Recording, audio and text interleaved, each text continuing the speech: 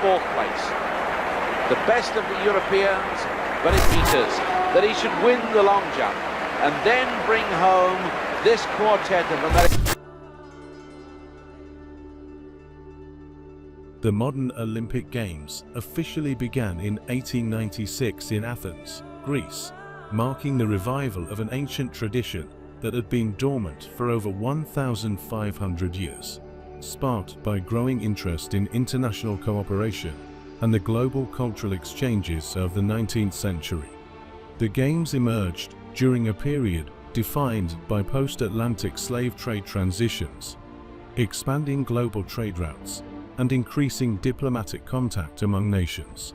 This era of industrialization, empire building, and emerging global exhibitions laid the foundation for international sporting events that could serve as peaceful expressions of national identity and athletic excellence. The Olympic revival found its place in a world increasingly fascinated by heritage, progress, and performance. With the advent of faster travel and communication like steamships, railways, and the telegraph, it became feasible to organize global gatherings of people. Events like the World's Fairs influenced the structure and international ambition of the Games, offering a model for showcasing national pride through peaceful competition. The 1896 Athens Games welcomed 14 nations and over 200 athletes, signaling the beginning of a new era for organized sport and cultural diplomacy. Although the Games were modern in structure, they carried the symbolic weight of the ancient world. They were designed not just as a test of physical strength, but as a philosophical project, uniting the world's youth, showcasing athletic excellence, and promoting ideals of peace, honor, and brotherhood. This vision would grow over the next century, expanding in scope and participation, transforming the Olympics into one of the most important international events in human history. Before the official launch of the modern Olympics, several national and local festivals attempted to recapture the Olympic spirit. In England, Dr. William Penny Brooks pioneered the Wenlock Olympian Games in 1850, celebrating athleticism, education, and public health. In Greece, Evangelos Zappos sponsored a series of Olympic-style games beginning in 1859, intended to strengthen Greek identity after independence. These early efforts, although limited in scale, demonstrated the timeless appeal of the Olympic concept. Similar events appeared across the globe. Olympic festivals in Montreal 1844, Sweden's Romlosa Games 1834-36, and other regional athletic gatherings used the Olympic name to link contemporary identity with classical prestige. However, these were largely national or regional efforts, lacking the international dimension that the modern games would later embody. Nonetheless, they helped normalize the use of Olympic as a universal symbol of excellence and tradition. These festivals laid essential groundwork. They reminded the world of the ancient games' symbolic power, while inspiring thinkers and reformers to imagine a modern, global version. When Pierre de Coubertin began his campaign to launch an international Olympics, these earlier events served both as inspiration and proof that there was global appetite for such an undertaking. Pierre de Coubertin, a French aristocrat and educational reformer, is widely credited with turning the dream of an international Olympic revival into reality. Deeply influenced by his travels to British schools and American universities, Coubertin believed that sport was a powerful tool for character building, national pride, and global peace. He saw in athletics a way to counter physical and moral decline among youth, and was determined to institutionalize this vision on a global scale. Coubertin's big breakthrough came in the 1890s, after he visited Dr. Brooks and studied the Wenlock Games.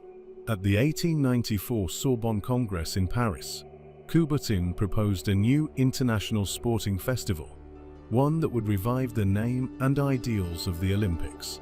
The International Olympic Committee (IOC) was formed that same year, and Athens was chosen to host the inaugural Games of 1896.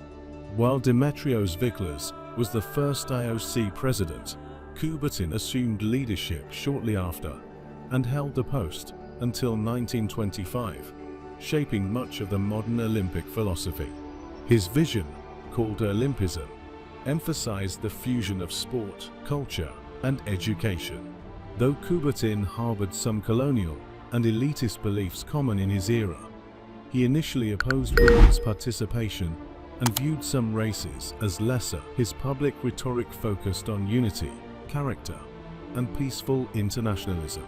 The Olympic motto Citius, Altius, Fortius, faster, higher, stronger, encapsulated his ambition to elevate humanity through competitive excellence. Under his leadership, the Olympics became not just a series of events, but a global movement. The ancient Olympics, which began in 776 BCE in Olympia, Greece, were the principal model for the modern Games. Celebrated every 4 years to honor Zeus, the original Games included events like foot races, wrestling, boxing, and chariot races. Only freeborn Greek men could compete, and winners received olive wreaths and lifelong honor in their communities. The Games were deeply religious and civic, blending athleticism with political identity and divine celebration. Pierre de Coubertin and his contemporaries were deeply influenced by this classical past. They borrowed many structural elements from the ancient Games: the 4-year cycle Olympiad, ceremonial rituals, and a focus on physical excellence and honor. The decision to launch the first modern Games in Athens in 1896 at the Panathenaic Stadium, restored using ancient marble, was a deliberate nod to antiquity. Even the laurel crowns and opening ceremonies were modeled after ancient traditions. However, the modern Olympics were secular and global. While the ancient Games were religious and exclusive, the modern Games aimed for universality and peaceful inclusion. Yet the prestige of ancient Greece gave the revived Games symbolic weight. By aligning themselves with antiquity, the modern Olympics presented themselves as a continuation of a noble and timeless tradition, thereby gaining legitimacy in the eyes of the global elite and educated public. Though the ancient Greek model was dominant in shaping the modern Olympics, other cultures also possessed rich traditions of sport and athletic festivals that echoed Olympic ideals. In Africa, various communities held seasonal foot races, wrestling tournaments, and stick fighting competitions, often tied to rites of passage or community festivals.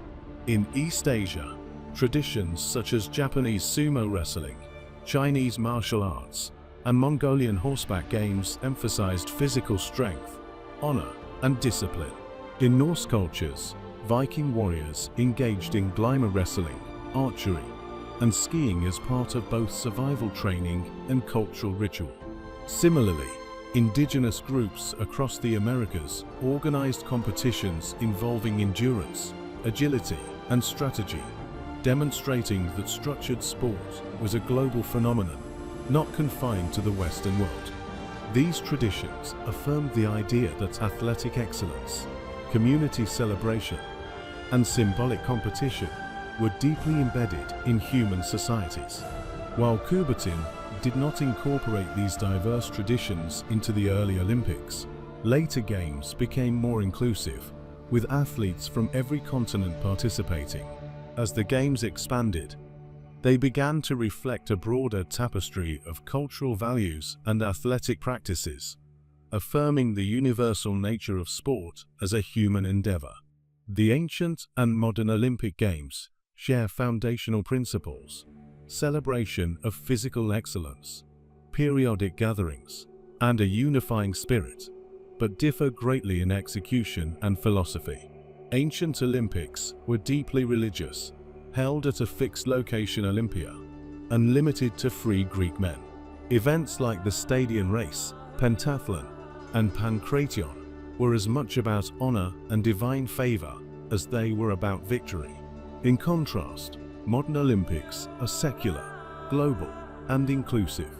Athletes from around the world compete under the guidance of the International Olympic Committee, and the Games rotate among host nations. Women and men both compete, and a wide range of events, from gymnastics to swimming and team sports, reflect technological progress and global cultural integration. Though modern games adapted ancient symbols like olive wreaths and ceremonial processions, they also introduced medals, national anthems, and international broadcasting, elements unthinkable in antiquity. The ancient ideal was honor before the gods. The modern ideal is unity through diversity. Yet both share the enduring legacy of striving for excellence. The revival of the Olympic Games in 1896 was not merely a nostalgic tribute to the ancient world. It was a calculated response to a rapidly changing global society. As empires expanded and the legacy of the Atlantic slave trade gave way to new global exchanges, thinkers like Pierre de Coubertin saw in sport a powerful instrument for uniting youth, nations, and ideals. The early Olympic movement was born out of a unique historical convergence: classical admiration, national ambition, global communication, and a desire for peaceful competition. What began as a modest gathering of athletes in Athens has grown into a vast global spectacle that represents the best of human potential. While rooted in ancient Greece, the Olympics have evolved into a mirror of global humanity, carrying forward traditions, embracing diversity, and constantly redefining the limits of human achievement. The journey from Olympia to the modern-day Games is not just a story of sport, but a story of civilization itself.